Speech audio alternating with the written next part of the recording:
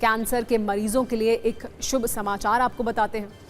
अमेरिकी दवा company Maersk और mRNA वैक्सीन बनाने वाली कंपनी मॉडर्ना ने एक कैंसर वैक्सीन तैयार की है।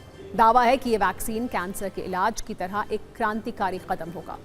ये एक पर्सनलाइज्ड कैंसर वैक्सीन होगी, जिसका मतलब है कि हर मरीज की बीमारी के हिसाब से अलग अलग वैक्सीन। इसका नाम है एंटीसेमेरन। बताया जा रहा है कि इस वैक्सीन का ट्रायल काफी मरीजों पर किया गया। इस दौरान वैक्सीन का पॉजिटिव असर दिखा। अब आपके मन में सवाल होगा कि यह वैक्सीन काम कैसे करेगी और कैंसर को कैसे हराएगी। तो इसका जवाब है, आपको सरल भाषा में आइए बता देते हैं। ये वैक्सीन mRNA तकनीक पर आधारित है, जैसे कोविड-19 की कुछ वैक्सीन थी। ये शरीर की कोशिकाओं को कैंसर सेल्स को पहचानने और उन्हें मारने में मदद करती है। इस mRNA वैक्सीन को अकेले नहीं दिया जा सकता। इसे कीट्रूडा नाम की एक इम्यूनोथेरेपी दवा के साथ ही कॉम्बिनेशन में दिया जाता है। इससे जुड़े सभी सवालों के जवाब के लिए हमने एक खास कुंजी तैयार की है। पहला सवाल ये कि ये वैक्सीन किस तरह के कैंसर पर काम करेगी।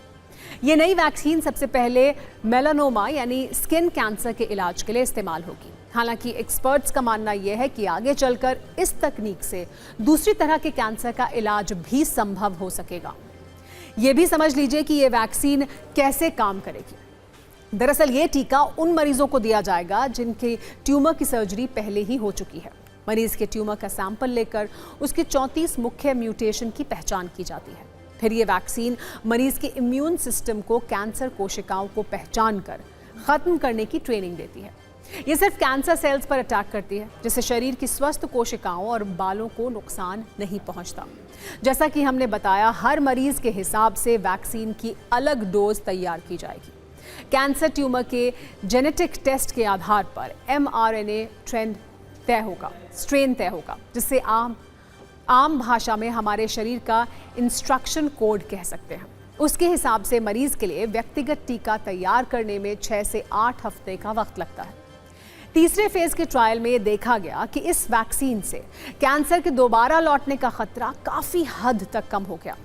शरीर के बाकी हिस्सों में कैंसर फैलने की आशंका भी काफी हद तक घटी है। एक सवाल यह है कि वैक्सीन मरीजों के लिए मार्केट में कब से उपलब्ध होगी।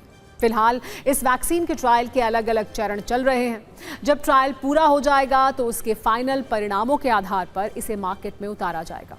जाहिर है, अगर ये वैक्सीन पूरी तरह कारगर रहती है तो ये कैंसर के करोड़ों मरीजों के लिए किसी संजीवनी की तरह होगी।